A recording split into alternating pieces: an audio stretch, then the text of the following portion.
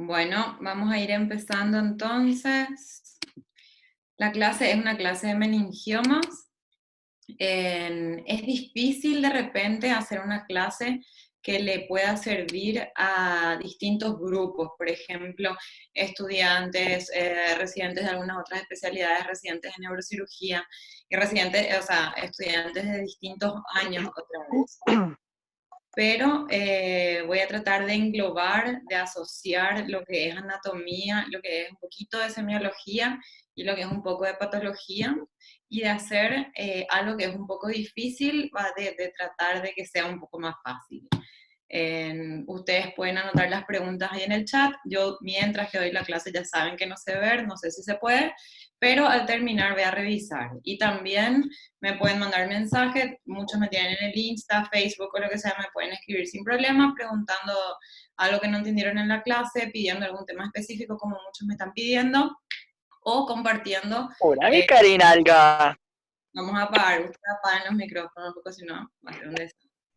Entonces, a lo que voy, que compartan un poquito lo que aprendieron también conmigo, así yo sé que hay detrás de la pantalla y que de algo está sirviendo.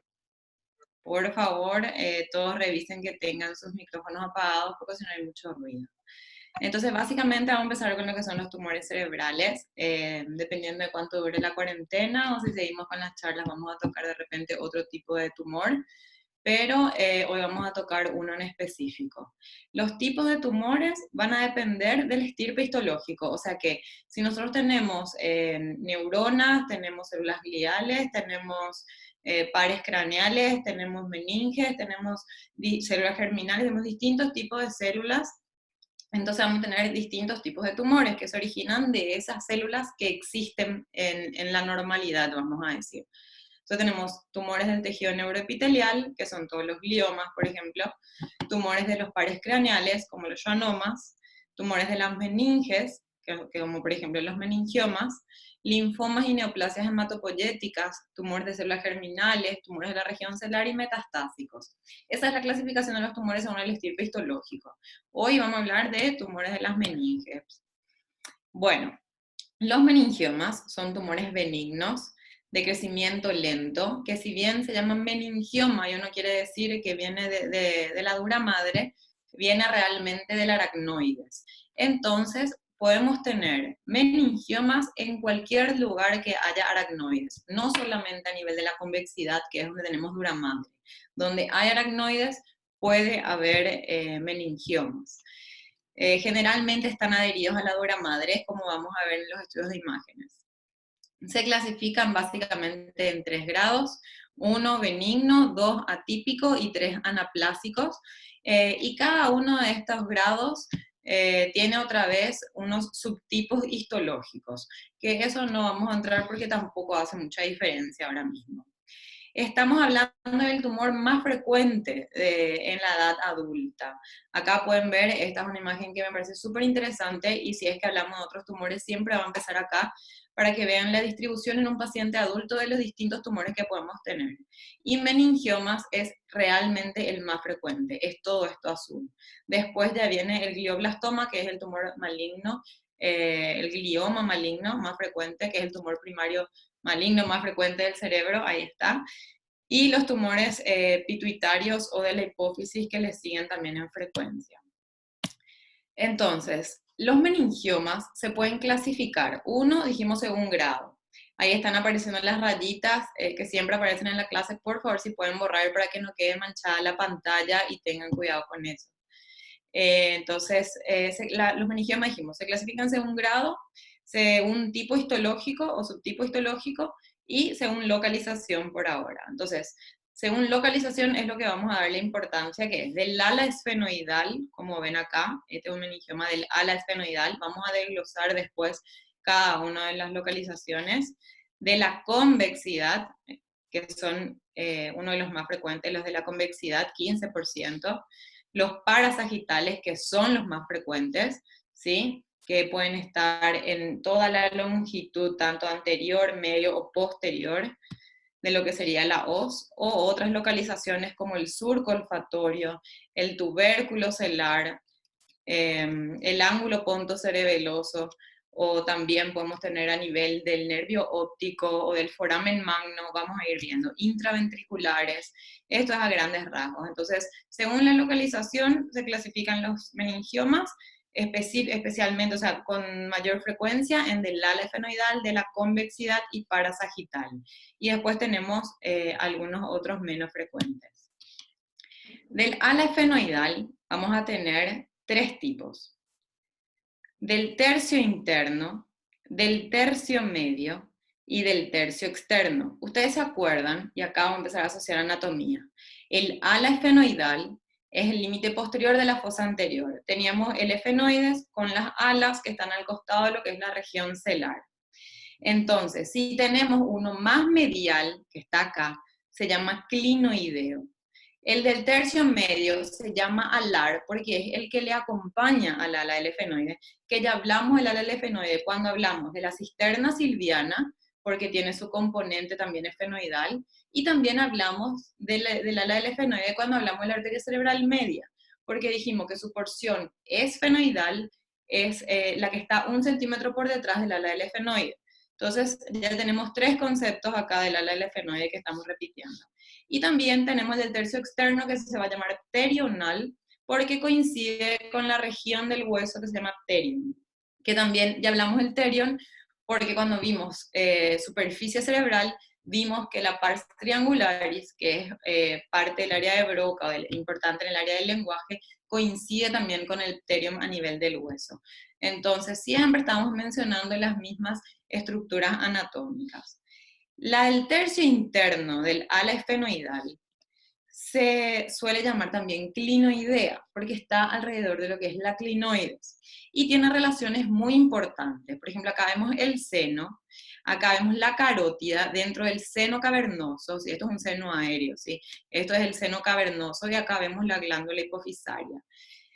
Entonces, los del tercio interno del ala esfenoidal son técnicamente difíciles, vamos a decir, porque las relaciones anatómicas que tienen son muy importantes. Seno cavernoso, arteria carótida interna, nervio óptico. O sea que si estamos hablando de cisterna, vamos a encontrar en la cisterna carotidia, que ya vimos también en la clase de cisterna. Después, si estamos hablando de lo que sería el tercio medio, y ahí vieron, primero acá la imagen, estas son las clinoides, ¿sí? Este es el ala esfenoidal, de acá para allá sería fosa anterior, esto es fosa media, acá está la región celar, este es el canal óptico, entonces ahí vemos por transparencia dónde estaría localizado, un poquito más por detrás realmente, nuestros meningiomas del ala, del ala o alares. Y los más laterales dijimos que se llaman pterionales. Acá vemos la relación también del parénquima. Dijimos que mirando una imagen o una persona teníamos que tener la capacidad de superponer planos. Entonces acá vemos, en esta única imagen, vemos la resonancia, vemos el hueso con sus estructuras anatómicas y vemos nuestro lóbulo temporal en su cara basal, para que se ubiquen un poquito de cómo estamos. Ahora, los parasagitales van más o menos relacionados a la hoz. También tienen su dificultad quirúrgica porque se relacionan con el seno sagital superior, que es una estructura venosa con una dependencia dural que es muy importante y que si nosotros lesionamos en la cirugía podemos tener infartos venosos después. Y eso puede llevar a grandes complicaciones. Entonces, ese es el problemita que tenemos con este tipo de meningiomas parasagitales. Pueden ser del tercio anterior, como está acá, sabemos que es el tercio anterior, por más de que no sea una visión sagital, porque vemos que acá estarían los ojos, vemos tercio medio también podemos tener, o tercio posterior. Los más graves o los más difíciles son los del tercio posterior, porque tienen relaciones venosas incluso más importantes que las del tercio anterior y tercio medio. Acá vemos las relaciones anatómicas. Esto que está acá es la hoz, y esto que está acá con el cuerpo calloso, la o sea, el surco del cuerpo calloso, el cíngulo, ya sería el hemisferio del otro lado, ¿sí? La hoz, el hemisferio del otro lado, y falta el hemisferio de este lado. y vemos su relación ahí con el meningioma, así que puede estar incluso comprimiendo el cuerpo calloso desde arriba. Y ahí vemos el del tercio posterior, cómo está incluso próximo a donde la hoz se inserta a nivel del tentorio, ¿sí? Eso como para que se ubiquen, quiero que tengan una visión tridimensional y que siempre hagan el juego de que ustedes están ahí adentro mirando hacia arriba, hacia abajo, hacia el costado y cómo más o menos se vería. Acá tenemos un meningioma parasagital a izquierda, y quiero que vean la relación con el homúnculo, ¿sí? Ahora, en este caso particular no es importante porque tenemos una, o sea, no es que no es importante, no es tan importante como un caso que les voy a mostrar después, que al estar el meningioma acá apretaba directamente lo que era la corteza motora, pero acá pueden ver por qué los parasagitales a veces hacen déficit en la pierna, en el miembro inferior, y acá ven cómo la pierna está en la parte medial del homúnculo de Penfield. Esto que está en azul, ¿qué sería? Nuestra corteza motora primaria, que si vemos en la cara superficial lateral del hemisferio cerebral, era el surco precentral, el giro precentral, que está entre el surco precentral y el surco central. Ahí está nuestro giro precentral, que sería nuestra corteza motora, y la corteza motora está representada por este homúnculo, y acá vemos cómo la parte superficial y medial controla el movimiento del miembro inferior, y por eso los tumores parasagitales podrían comprometer la función del miembro inferior, que vimos en semiología, que yo les comparé el paciente que viene con una debilidad del miembro inferior, como no, de acuerdo a los hallazgos del examen físico, no pensamos en una hernia discal y nos fuimos a una resonancia de encéfalo, y en otro, por otros signos clínicos, le vimos una resonancia lumbar para ver una radiculopatía. Entonces, como estos están relacionados con la hoz y sabemos que en la parte superior está el seno sagital superior, una estructura venosa sumamente importante, tenemos que ver qué relación tiene el tumor con esa estructura venosa que tiene forma triangular, como ven acá. El tumor puede estar adherido al seno, pero no invadirle, entonces grado 1. Si le invade lo que sería el receso lateral, ya es 2. Si invade la pared lateral, es 3. Si invade la pared lateral y el techo, es 4. Si invade todo el seno, es 5. Y si ya atraviesa y llega a la pared contralateral, es 6. ¿Qué significa eso? Que acá está invadiendo el seno, está trombosando, no vamos a tener flujo. Esto es importante, ¿para qué? Para planear la cirugía. Una cirugía que no invade el seno, yo puedo programar una resección total con mayor seguridad. Acá es más difícil porque encima el seno está permeable, o sea que tengo que respetar esa estructura. Es muy probable que deje un poquito de tumor y que después se haga radioterapia o se controle con el tiempo. Los meningiomas del surco olfatorio, ya saben que el surco olfatorio está en la base, el nervio olfatorio está a nivel de la base del frontal, y los meningiomas tienen relación con esa región. Es muy importante cuando tenemos meningiomas de esta región ver dónde están nuestras cerebrales anteriores. Otra cosa que es importante de los meningiomas que no dije es que la mayoría de los meningiomas tienen su irrigación de la carótida externa, y los meningiomas del surco olfatorio son una excepción a eso, porque su irrigación es fundamentalmente de las arterias etmoidales, y las arterias etmoidales salen de la oftálmica, y la oftálmica sale de la carótida interna. Entonces, los meningiomas del surco olfatorio tienen una irrigación que viene de la carótida interna, y los otros meningiomas suelen ser de la carótida externa.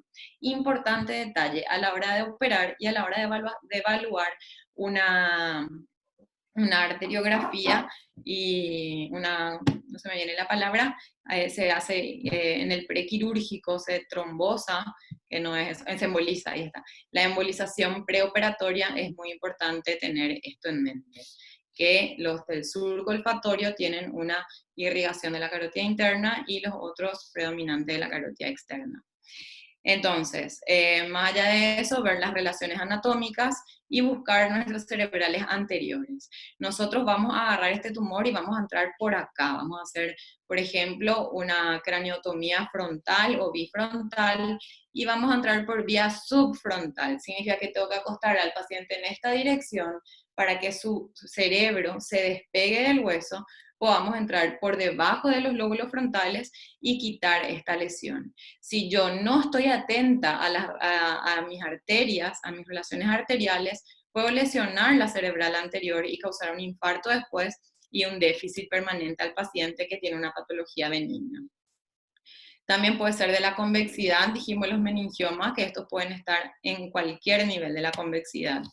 O del tubérculo celular, acá tenemos, esta es nuestro plano esfenoidal, esta es una visión sagital de lo que sería el hueso. Acá está el surco quiasmático, detrás del surco quiasmático está el tubérculo de la silla. Y acá está la silla turca y el dorso celular. Como nuestra división entre fosa anterior y fosa media es el surco quiasmático, los meningiomas del tubérculo celular ya corresponden estrictamente a meningiomas de la fosa media. Y ahí tenemos un ejemplo. Entonces las variables patológicas van a depender del grado de diferenciación, 1, 2 y 3, ¿verdad? Del subtipo histológico, hay varios que no nos vamos a centrar en eso, del índice de proliferación y de la invasión al parénquima cerebral. Tenemos los grados 1, 2 y 3, el 2 es atípico, 3 anaplásico, 1 son los clásicos, que son los más benignos. Y eso se relaciona mucho con la probabilidad de recidiva. Un grado 2 tiene un 29% de recidiva, un grado 3 ya tiene un 50% de recidiva. Entonces, el diagnóstico de los meningiomas se hace con la sospecha clínica, que vos encontrás un síndrome neurológico, un signo, un síntoma, si es que no llegamos a síndrome. Le pedís una tomografía de cráneo. Si en la tomografía de cráneo tenemos un hallazgo anormal, vamos a la resonancia. La resonancia es el gol estándar para evaluar este tipo de tumores. Estudio vascular nos referimos a una angioresonancia o angiotac y en algunos casos incluso la arterio como para evaluar la embolización preoperatoria. Entonces la resonancia, que dijimos que es el gol estándar. Hay que aprender a mirar la resonancia siempre en todas sus secuencias. Vemos acá una resonancia en T1, este es un corte axial, vemos acá una lesión isodensa, isointensa. Cuando hablamos de densidad es tomografía, intensidad es resonancia. En la tomografía vamos a ver lesiones iso o hiperdensas según tengan algún sangrado o algún tipo de calcificación, si no van a ser isodensas en la tomografía. En la resonancia en T1 vamos a tener una lesión isointensa. En T2 también, esto es T2. T2 es cuando el líquido vemos blanco, ¿sí? Para los estudiantes que no manejan bien los conceptos de resonancia. Entonces, en T2 vemos también una lesión isointensa. Y en T1 con contraste vemos una captación homogénea y muy importante de gadolinio. Entonces, ¿qué tenemos que ver para sospechar bien de un meningioma? Primero, que hay una interfase entre lo que sería tumor y parénquima. Ven, dijimos, líquido es blanco, el edema también es blanco para los que no manejan mucho de resonancia, pero acá vemos una fina hilera de líquido, eso está separando lo que es el tumor del parénquima cerebral. Por más que en la imagen vos veas así separado, en la cirugía hay adherencia y tenés que disecar, no es que entras y sacás la pelotita que está suelta. Acá vemos la captación de contraste homogénea y vemos un signo muy importante que es el signo de la cola dural que tienen la mayoría de los meningiomas. Y ven acá cómo hay una dura madre engrosada o hiperintensa que muestra también la implantación amplia que tienen estos tumores a la dura madre. Acá vemos una tomografía de cráneo, un corte axial también, esto es frontal del lado derecho, esto es izquierdo, y acá está nuestra lesión isodensa con el parénquima, con áreas hiperdensas, con áreas un poquito más blancas. Esas son las áreas de calcificación, y las calcificaciones podemos ver hasta en el 30% de los meningiomas. Vemos que en la resonancia también se puede ver, nuestra calcificación son áreas hipointensas. Y que la captación del contraste suele ser heterogénea en los meningiomas calcificados. Las calcificaciones vamos a ver hipointensas tanto en T1 como en T2. Ahora, el hueso también puede estar comprometido. Podemos tener una hiperostosis del hueso o una invasión del meningioma al hueso. Cuando ustedes ven el hueso engrosado, negro, vamos a decir bien hipointenso, estamos hablando de hiperostosis. Acá también se ve engrosado, negro. Y acá esta punta de flecha lo que muestra es el edema que causa nuestro meningioma. Por más de que el meningioma es un tumor extraxial, extraxial significa que no está propiamente dentro del cerebro, sino que comprime la estructura cerebral, causa un edema importante. Ese edema importante puede deberse tanto a la invasión que hay a nivel microscópico, ¿sí? Hay un poco de invasión al parénquima cerebral, o a los cambios de la vascularización que hay en el parénquima que está alrededor del tumor, tanto venosa como arterial. Y eso que hay en la circulación puede ser por neovascularización, por una alteración del flujo venoso por causa del tumor, o por una alteración del flujo arterial por un aumento de presión local. Acá tenemos una invasión. Entonces, ¿cómo diferenciamos la hiperostosis de la invasión? Y por la intensidad. La hiperostosis es hipointenso y la invasión vamos a ver hiperintenso, porque también realza con el contraste igual que el resto tumoral.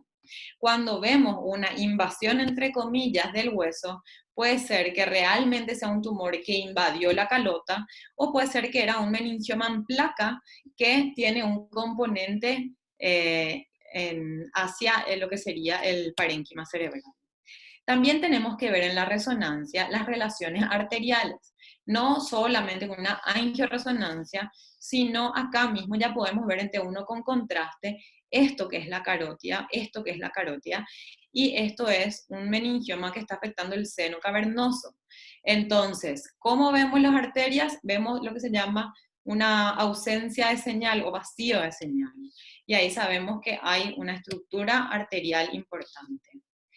Acá tenemos otro meningioma parietal del lado izquierdo. Vemos que está próximo a la línea media. Cuando está próximo a la línea media tenemos que ver la relación con el seno, si era 1, si era 2, si era 3, si era 4, si era 5, según le toque o invade el receso o la pared o el techo o todo o llegue al otro lado. Vemos también acá cómo se relaciona con el seno, esto sería la línea media.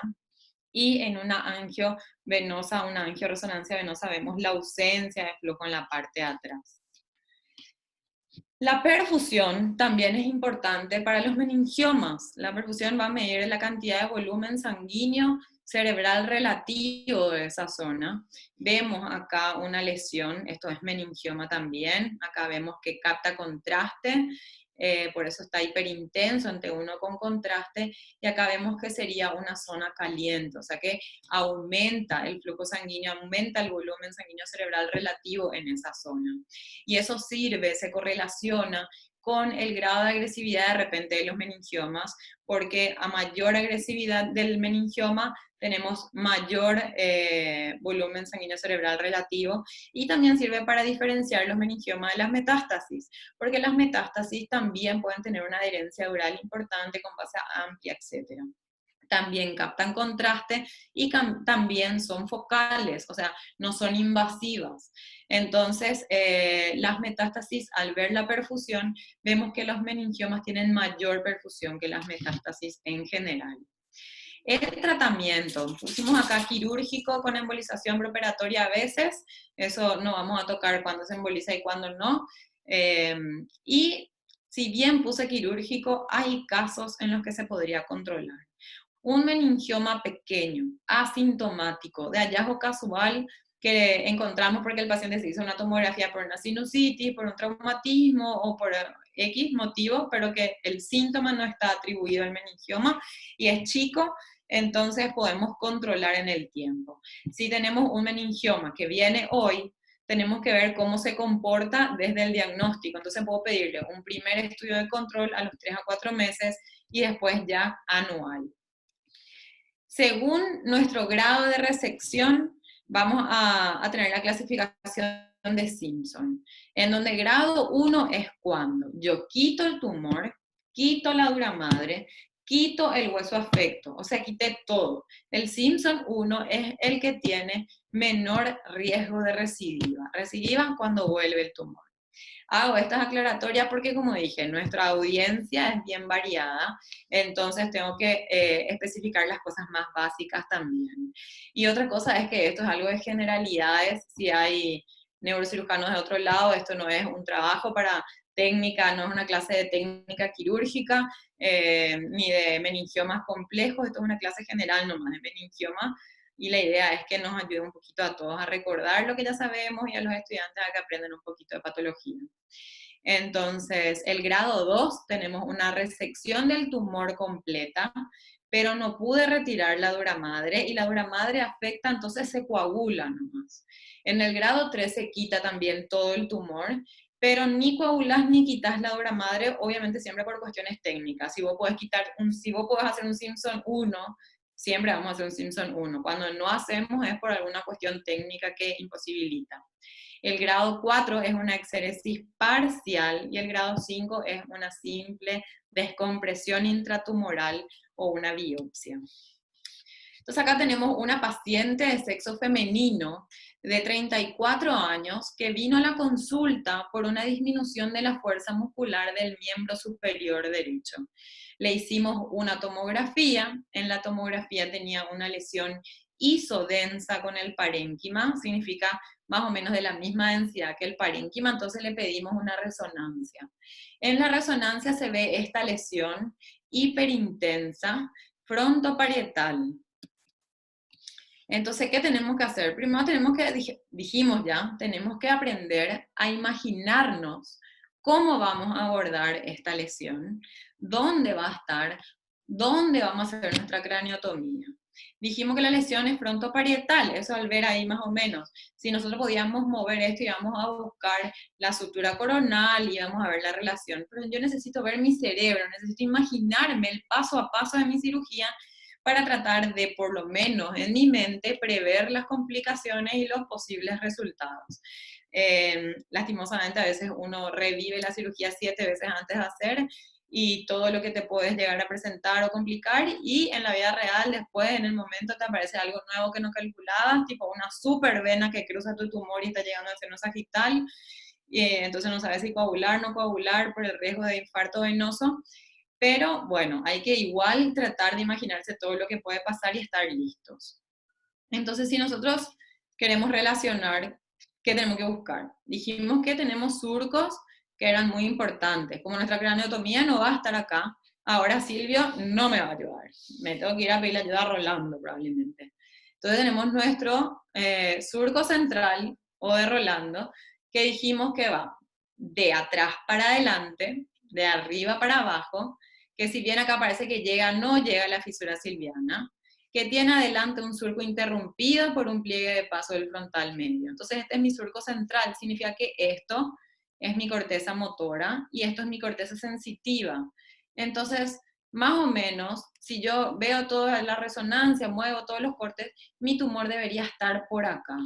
Y si está por ahí, yo ya superpongo las imágenes en mi mente, tengo que planear dónde voy a hacer mi craniotomía y de esa forma ir calculando la cirugía. Acá también vemos el mismo tumor en un corte coronal, en donde se ve mi meningioma, y vemos el homúnculo de Penfield. ¿Por qué pusimos el homúnculo? Porque en este corte ya vimos que es frontoparietal y que probablemente está afectando, o está cerca, no afectando, pero está cerca de lo que sería mi corteza motora. Entonces, ¿será que tiene relación el motivo de consulta? Colocamos nuestro homúnculo mentalmente y vemos que totalmente el área del brazo era lo que coincide con su motivo de consulta, que era una disminución de la fuerza muscular del miembro superior derecho. ¿Por qué derecho?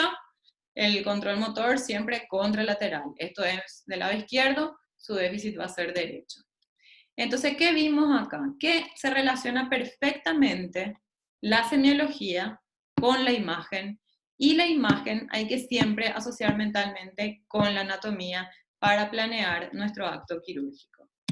Entonces, hicimos una incisión en signo de interrogación. Nosotros somos hospital escuela, somos cirujanos jóvenes, tenemos residentes en formación, entonces no hacemos craneotomías muy pequeñas, hacemos abordajes amplios, no más de lo necesario, pero tratamos de ver las estructuras anatómicas.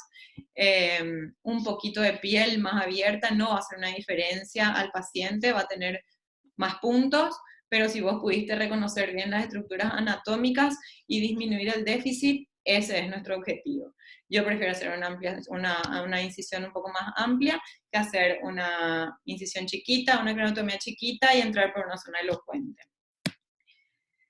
Entonces, hicimos nuestra incisión, la piel se va a rebatir hacia allá, esto se llama cabezal de Mainfield, que es lo que sujeta la cabeza en esa posición.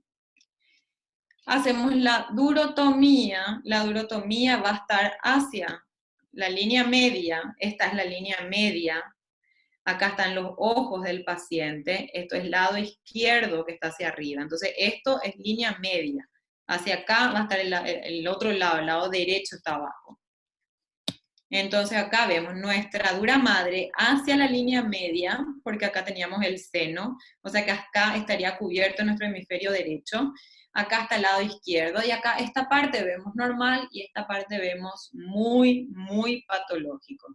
Acá la dura madre ya estaba adherida a la lesión, lo cual confirma prácticamente nuestro diagnóstico de meningioma. Digo prácticamente porque el diagnóstico final es la anatomía patológica siempre. Este resultó un meningioma meningotelial, pero acá ya vemos cómo también estaba adherido a la dura madre. Costó un poquito disecar de la dura. Y ahí vemos la interfase que hay entre el tumor y el parénquima. Acá, esta línea, estamos separando el parénquima de lo que es el tumor. Y vamos a ir avanzando más, vamos metiendo patis que nos van a proteger el parénquima hacia allá y vamos a traer el tumor hacia acá. Vemos esto que es increíble, o sea, yo sé, nadie quiere que su paciente tenga un tumor ni nada, pero realmente es hermoso cómo se diferencia lo que es la lesión de lo que es el parénquima normal. Y acá vemos cada vez más separado, acá vamos coagulando, ¿sí? Esto es lo que estaba adherido acá. ¿Se acuerdan que esto nomás era lo que veíamos? Esto estaba hacia adentro, nosotros estamos levantando y trayendo hacia acá.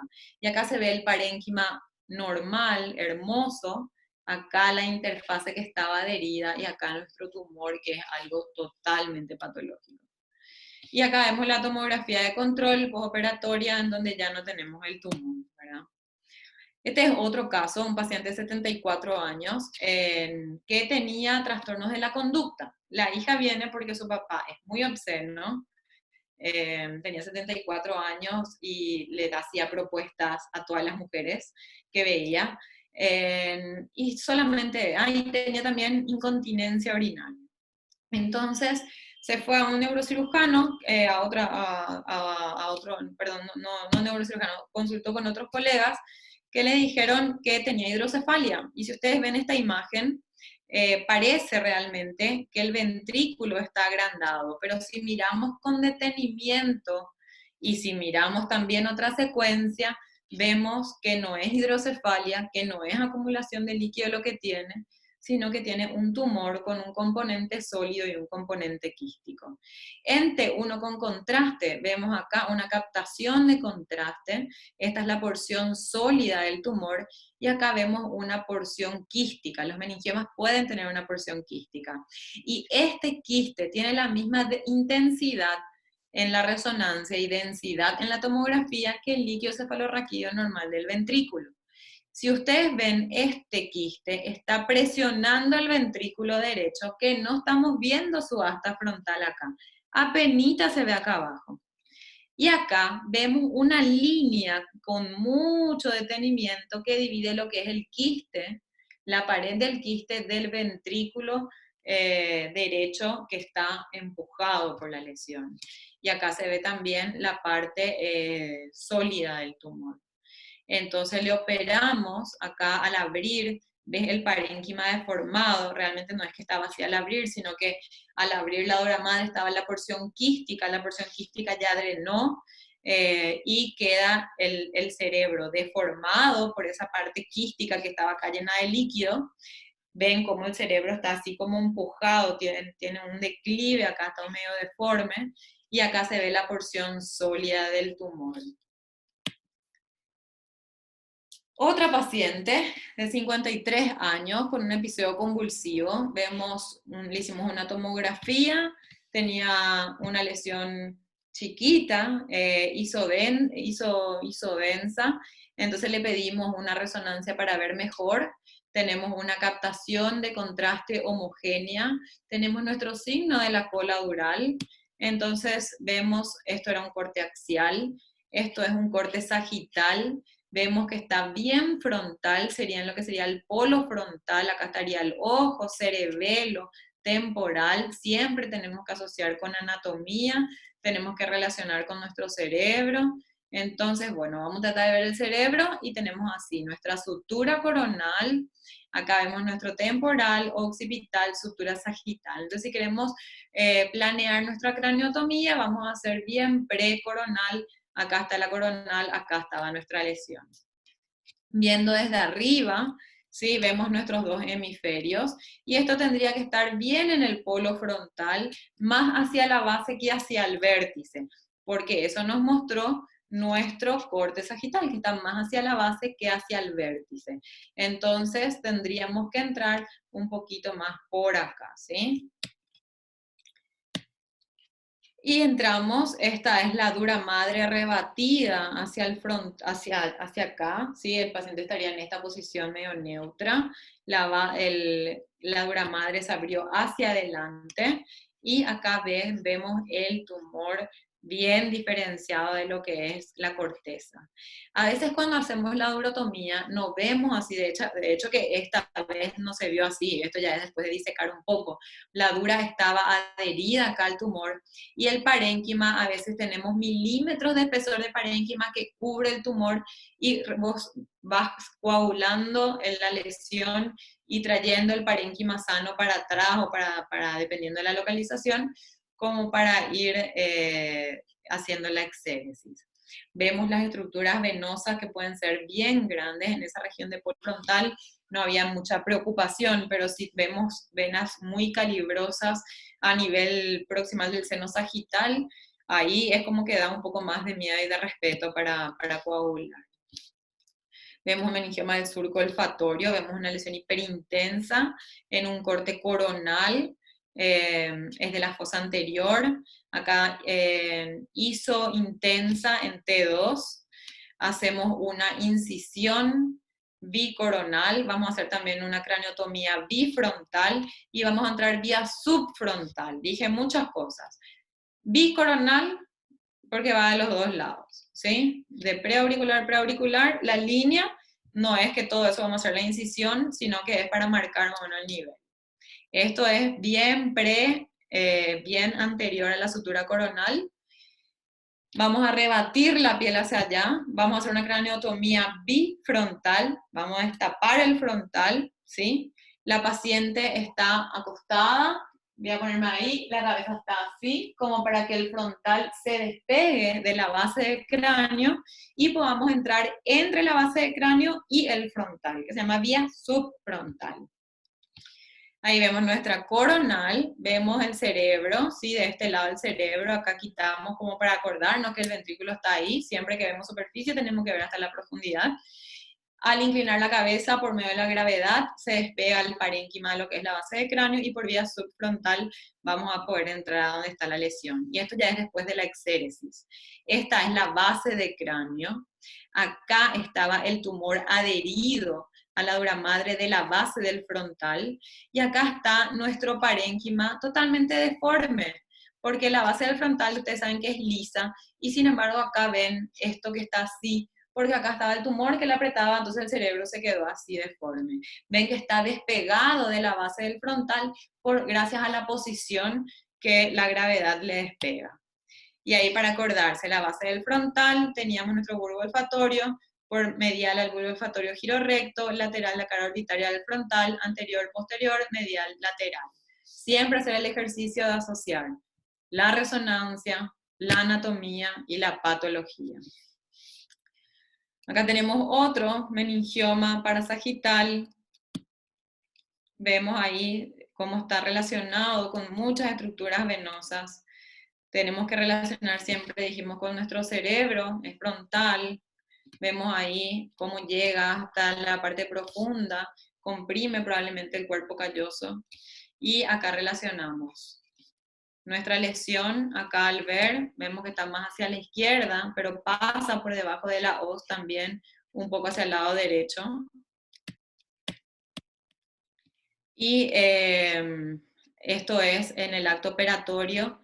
Vemos acá bien nítido la lesión, no se ve así desde el comienzo, esto estaba cubierto por este parénquima que terminamos separando hacia allá, y acá está la dura madre hacia el seno, replegada hacia el otro lado, esto solamente para que entiendan que esta es una visión en donde estamos viendo el hemisferio izquierdo y al lado, no se olviden, está el derecho. Y bueno, acá estamos disecando más, acá están los patis, uno va haciendo un plano de disección hasta lograr la exéresis. Este es otro paciente, está en una posición de cúbito lateral, la cabeza está girada así, porque tenemos que entrar por parietal, ¿sí? Teníamos una lesión que estaba hacia el atrio ventricular, y dijimos que al atrio ventricular entramos por el surco intraparietal, porque el atrio está por detrás de lo que es el giro supramarginal, que es una porción del lóbulo parietal inferior. Dijimos que podíamos entrar a lesiones profundas para no lesionar la corteza por los surcos. Entonces, a través del surco no lesionamos corteza y llegamos a la profundidad. Acá entramos al surco intraparietal, acá está la dura madre rebatida, y esto ya es en el postquirúrgico para mostrar cómo el parénquima queda cerrado otra vez y quitamos la lesión que estaba dentro del ventrículo. Acá estaba la lesión, una tomografía isodensa, y acá también se ve bien. Entramos por el surco y acá se ve el agujero de donde estaba la lesión y que ya quitamos. Bueno, tenemos también meningiomas del foramen magno, ¿sí? Esto es un desafío, miren cómo está el tronco acintado, ¿sí? Cerebelo, puente, bulbo, acá arriba mesencéfalo, y acá una lesión bien delimitada, hiperintensa en T1 con contraste, con el signo de la cola dural en el labio anterior del foramen magno. Se hizo un abordaje por suboccipital, se llama far lateral, y acá se ve como delante del tronco ya está vacío, ya se quitó la lesión y la paciente estaba espléndida después. Acá tenemos otro, acá se ve el signo de interrogación, la incisión del signo de interrogación. Eso no hay una norma, cada cirujano va a hacer la incisión como le sea más cómodo, como esté más habituado, siempre tratando de respetar la irrigación del cuero cabelludo. Vemos la sutura coronal, nuestra referencia, y por lo que veo es una lesión parasagital. Entonces lo que nosotros vamos a hacer primero es una craniotomía, dependiendo de la lesión, el tamaño, como yo les dije, nosotros somos hospital escuela, cirujanos jóvenes, residentes, entonces vemos las estructuras anatómicas para relacionar y no fallar. Entonces hicimos una craniotomía que abarca tanto la parte precoronal como retrocoronal. La durotomía, y apenita, realmente cuando abrimos la dura no se veía el tumor, no se veía nada del tumor, y después disecando fuimos llevando la dura madre más hacia allá y viendo cada vez más superficie tumoral, y también disecamos más el parénquima hacia abajo, y terminamos la exéresis, y después colocamos para la durotomía un parche de dura madre con un neuropatch, ¿sí? Acá hay otro ejemplo, una lesión por parte calcificada, isodensa al resto, dentro de lo que sería también el atrio ventricular. Acá vemos isointensa con el parénquima en la reso, y la tomografía postoperatoria con el lecho tumoral. Ahí vemos la posición del paciente, también entramos por parietal, teniendo en cuenta que a través del surco intraparietal podemos llegar al atrio ventricular. Y bueno, donde quiera que se ame el arte de la medicina, se ama también la humanidad. Pongo eso porque somos muy románticos y muy apasionados con la anatomía, pero no por una mera ciencia, sino que todo esto que nosotros estamos aprendiendo tiene que estar focalizado en el paciente. Si el paciente es uno solo, tiene síntomas, tiene una patología, tiene un cuerpo entero, no es un conjunto de órganos. Entonces, cuanto más sepamos, más vamos a poder identificar las patologías, y cuanto más estudiemos vamos a poder implementar mejores tratamientos, y eso va a llevar a que el paciente tenga una mejor calidad de vida. Y bueno, muchas gracias, eso es todo por hoy. Voy a ver el chat, a ver si tienen alguna pregunta. ¿El parénquima recupera su forma después de extraer el meningioma? Generalmente sí. Y si no, si por algún motivo no recupera, el espacio siempre se llena de líquido cefalorraquídeo. ¿Cómo es el control postoperatorio de estos pacientes? El control postoperatorio de estos pacientes vos le haces va a depender del grado histológico y del tipo. En general, le hacemos una tomografía siempre en el postoperatorio inmediato. Esa tomografía sirve como para ver que no tengas ninguna complicación hemorrágica, o para controlar, o si no, le haces ya después según síntomas. Por ejemplo, que no tengas un edema venoso, un infarto venoso, perdón, o también para evaluar el grado de resección tumoral, pero eso generalmente en el meningioma vos macroscópicamente puedes ver cuánto quitaste. Y después le haces una resonancia al año. Si tenés si tenés mucho tumor residual, entonces los controles van a ser más próximos. ¿Puede dejar secuelas en el cuerpo? Claro, por supuesto. Si vos tenés, por ejemplo, una lesión arterial, al estar haciendo la resección, vos puedes tener un infarto en el territorio de la arteria que lesionaste. Si teníamos un meningioma en el tercio medio del efenoides y lesionamos la carótida, el paciente puede hacer un infarto hemisférico, todo ese lado, y necesitar una craniectomía descompresiva. Ahí el paciente se puede quedar afásico, hemipléjico o pésimo. Si no tuviste una lesión arterial tan importante, entonces puedes tener déficits más focales, dependiendo del grado de lesión. Podemos tener hematomas también. Si uno no es suave con el parénquima que tenía edema es un parénquima mucho más sensible. Si vos no manipulás de forma delicada, vos puedes tener hematomas alrededor de la lesión, y eso también puede dejar secuelas después. O sea que el hecho de no tener una secuela va a depender mucho de la técnica operatoria. Uno puede lesionar o cortar un nervio también en medio de la exéresis.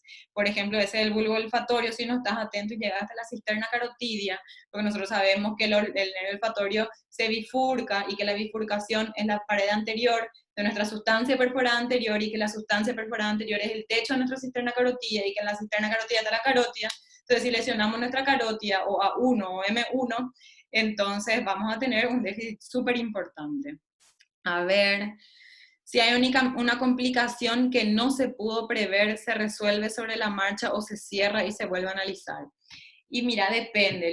Lo más importante es tratar de solucionar algo. Si vos tenés una lesión vascular, que ya me pasó, ¿verdad? En los primeros meningiomas, vos taponás, coagulás y tratás de solucionar en el momento. El cerebro no te da el tiempo como para que vos agarres, cierres y pienses qué vas a hacer. Se murió tu paciente si no solucionaste rápido. Las complicaciones pueden aparecer, por supuesto que sí, solamente no se complica el que no opera. Entonces tenés que solucionar en el momento. Lo que sí puede llegar a pasar, por ejemplo, es que los meningiomas son lesiones muy vascularizadas. Desde la piel hasta el tumor es muy vascularizada. Entonces, si en tu abordaje tu paciente sangró mucho y se descompensó, entonces ahí vos podés cerrar y ya dejar el hueso destapado, vamos a decir, o sea, no destapado, pero ya está tu abordaje hecho, cerrás, le transfundís, le estabilizás, haces que suspenda su inotrópico, y en un segundo tiempo entras al tumor. Hay pacientes que se descompensan ya en el abordaje. Nosotros pedimos que el paciente tenga muchos volúmenes de sangre, se le hidrata al paciente bien, se le carga antes de la cirugía, porque ya en el abordaje podemos descompensarle al paciente por hemorragia. Entonces ahí sí dejas para un segundo tiempo la exéresis. Si en la exéresis te complicaste, solucionar ahí nomás ya. En embolización prequirúrgica, ¿ya hicieron en clínica? No, todavía no hicimos en clínica, pero sí se hace en Paraguay. A ver si hay otra pregunta. Si la cirugía se realizó sin complicaciones, ¿cuánto tiempo se demora en recuperar los déficits focales que causaba la compresión del tumor? A las 24 horas vos podés ver que el paciente mejora. El paciente sale de cirugía, sale siempre medio atontado por la anestesia, pero al terminar, o sea, pasa terapia, qué sé yo, se hace su tomografía de control y vos ves que al día siguiente el déficit motor mejoró ya, generalmente. La embolización prequirúrgica es, acá me preguntan, no me quedó muy claro la parte de embolización prequirúrgica, es básicamente disminuir la irrigación.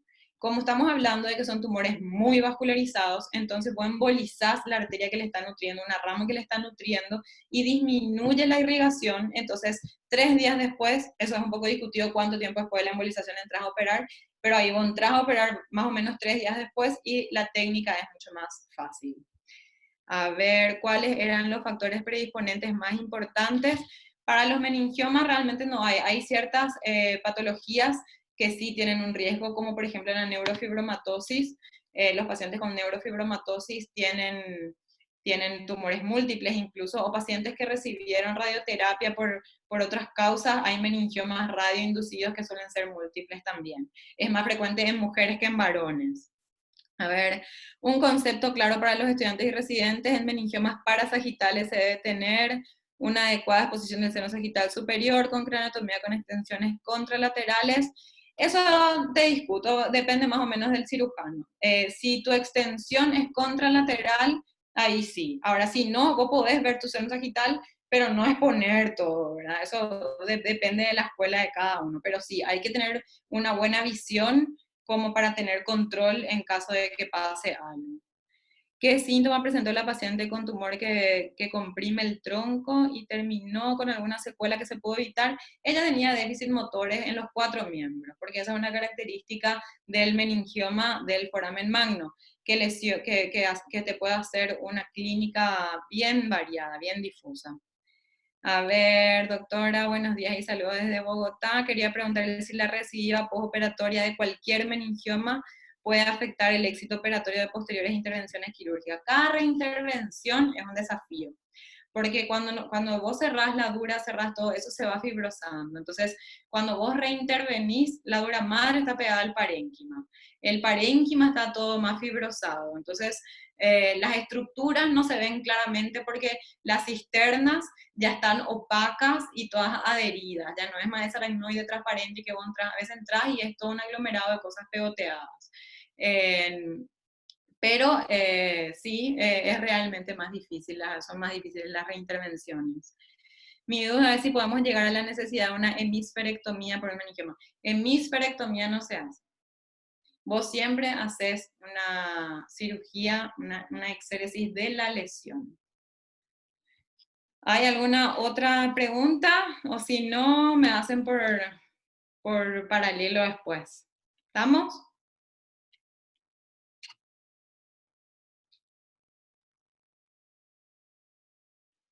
Si se pudiera incluir en una clase, a ver, incluir una clase de diagnóstico por imágenes sería bueno.